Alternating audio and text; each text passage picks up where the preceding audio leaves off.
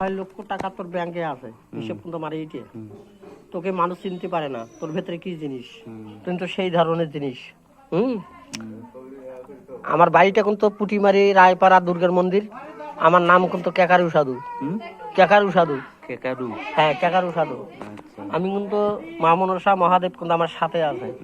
আমি তাকে স্মরণ করলে আমার সবকিছু আমি পাওয়া যাই, সবকিছু বুঝতে ধরা পড়ে।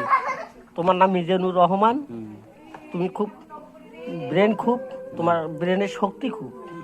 তুমি যেভাবে চলো তোমার কোনো পাকে ঠেকা হবে না। হ্যাঁ, তো যাই হোক, তোমার আত্মার মধ্যে গাতা আছে, এই 3টে রুম হবে, তোমার বাথরুমও হবে।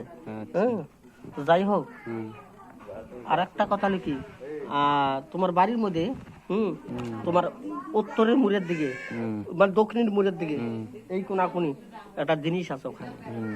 ওই জিনিসটা একটু মানি চলেন, দেখা হলে বলার না,